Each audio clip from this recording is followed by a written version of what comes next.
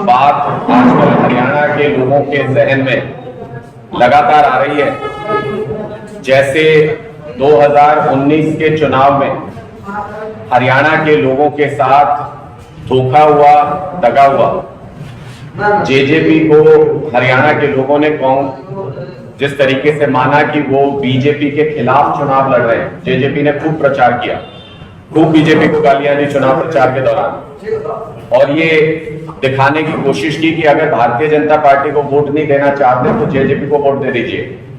गांव के लोगों ने, किसानों ने बहुत बड़े पैमाने पर जेजेपी की इस बात पर यकीन किया और उनको 10 सीटें देकर के विधानसभा में भेजा। लेकिन जेजेपी ने हरियाणा के लोगों के साथ धोखा किया और भारतीय जनता पार्टी की गोद में जाके बैठ गए, उनकी सरकार बनवा दी। बिल्कुल वैसी तस्वीर अब दोबारा फिर उभर रही है। लोगों के मन में इस बात को लेकर के गुस्सा है, लोगों के मन में इस बात को लेकर के शक है कि जिस तरीके से भूपेंद्र हुड्डा जी व्यवहार कर रहे हैं, जिस तरीके से भूपेंद्र हुड्डा जी गतिविधियां कर रहे हैं, वो अंदर खाने भारतीय जनता पार्टी से मिले तो नहीं हुए।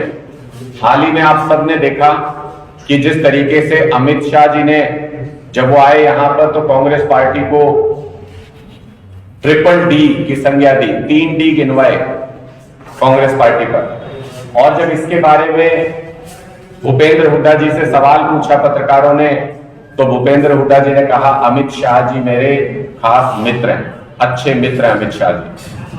वो तस्वीरें भी अभी तक हरियाणा के लोग भूले नहीं है, जिसमें सोनिया गांधी जी एक तरफ खड़ी रह गई और भूपेंद्र हुड्डा जी प्रधानमंत्री नरेंद्र मोदी जी से गलबैया करते नजर आए, बातचीत करते नजर आए।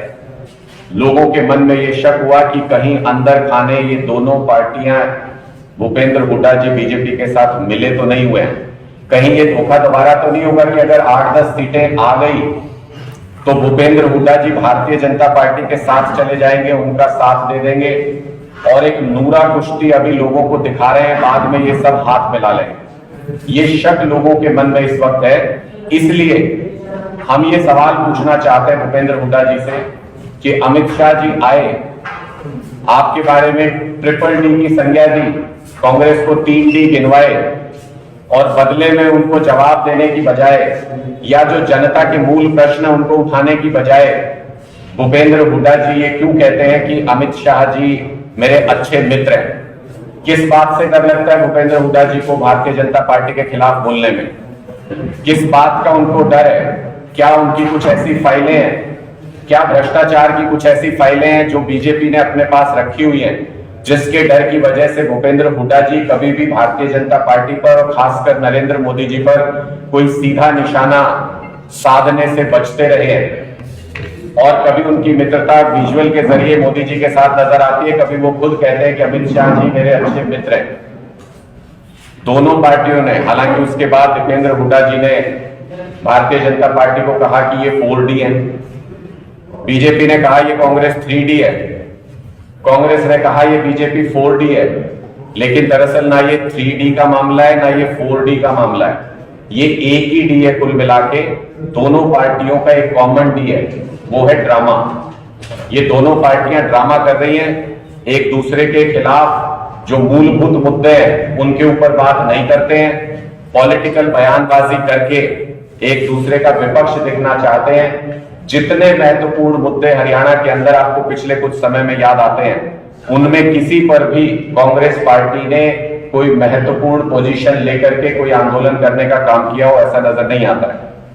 जो अभी जो मुद्दा रोहतक का, खासतौर पे लोकल मुद्दा अगर आप देखें तो अभी एक बहस चल रही है इनके बीच में, फिर से नूरा कुश्ती बीजेपी और कांग्रेस पार्टी के बीच में।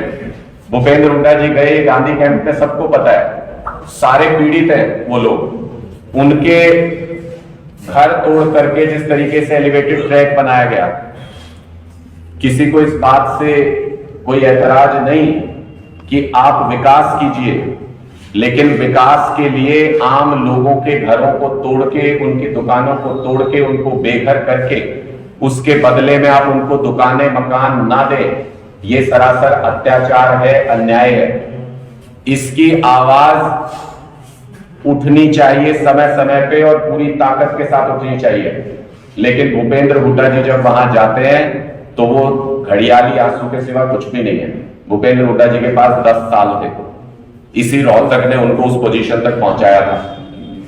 अगर वो चाहते, जो इसका इनिशियल प्लान था, उसको फॉलो करके इस ट्रैक को बाईपास ले जाया जा सकता था। ये सारे मकान, दुकानें, सब कुछ यथावत इसी तरह से बना रहता, लेकिन उन्होंने अपने समय में वो नहीं किया। भारतीय जनता पार्टी भी कम नहीं है, वो उनसे 2 कदम आगे है। जब उन्होंने इस एलिवेटेड ट्रैक का निर्माण किया, सबसे वादा किया था उन्होंने कि जिसकी जितनी जगह यहां पे है, दुकान है, बदले में दुकान दे देंगे, किसी की कोई जगह बदले में जगह दे देंगे। लेकिन आज उनके कागजात चेक करने के नाम पे आज उनको अलग अलग तरीके से पीड़ित करते हुए भारतीय जनता पार्टी अपने वादे से मुकर रही है। वैसे उनके लिए कोई नई बात नहीं है, मोदी जी अपने सारे वादों से लगभग मुकर चुके हैं और भारतीय जनता पार्टी भी लगभग अपने सारे वादों से समय समय पर मुकरती रही है। लेकिन इन दोनों पार्टियों का चेहरा आप देखिए, एक पार्टी ने अपने समय में काम नहीं किया वो जो वो कर सकते थे, सारे लोगों के घर दुकानें बचे रह जाते, और दूसरी पार्टी जिसने वादा किया कि इसके बदले में आपको आपकी पोजीशन देंगे, आपको आपकी जगह देंगे, उन्होंने वो जगह नहीं दी। इसलिए मैं ये कहता हूं कि ना ये 3D का मामला है, ना ये 4D का मामला है, ये सिर्फ एक ही डी का मामला है जिसके तहत बीजेपी और कांग्रेस दोनों आते हैं, वो है ड्रामा। ये लोग ड्रामेबाजी कर रहे हैं, पॉलिटिकल बयानबाजी करके। लोगों की प्रॉब्लम से इनको कोई मतलब नहीं है, दोनों एक ही पैमाने पर खड़े उतरते हैं। अगर बीजेपी स्कूल बंद करती है तो कांग्रेस पार्टी भी स्कूल बंद करने में अपने समय में खूब आगे थी। अगर बीजेपी आज ओपीएस नहीं दे रही है तो कांग्रेस पार्टी हरियाणा के अंदर ओल्ड पेंशन स्कीम को खत्म करने वाली पार्टी है। अगर किसानों की आज बीजेपी के राज में बुरी हालत है तो भूपेंद्र हुड्डा जी के राज में भी किसानों के ऊपर खूब अत्याचार, खूब लाठीचार्ज, खूब दमन किया गया उनका।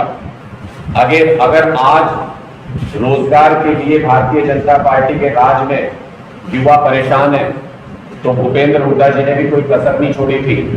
उनके राज में भी रोजगार के लिए पूरे हरियाणा में इसी तरीके से त्राही थी, अपने खास लोगों को पर्ची के जरिए रोजगार देने के लिए पूरे हरियाणा में बदनाम रहे हुड्डा साहब। इसी तरीके से किसी भी मुद्दे को उठा के देख लीजिए, ये दोनों पार्टियां सिर्फ और सिर्फ ड्रामा कर रही हैं, राजनीति का दिखावा कर रही है, लेकिन असली राजनीति जो लोगों के मुद्दों से जुड़ी हुई है, उस मुद्दे में दोनों ही पार्टियां काम नहीं करती हैं। इसलिए हम बार बार ये कहते हैं कि हरियाणा को एक नए विकल्प की जरूरत है, हरियाणा को आम आदमी पार्टी की जरूरत है। आपके कोई सवाल आता है?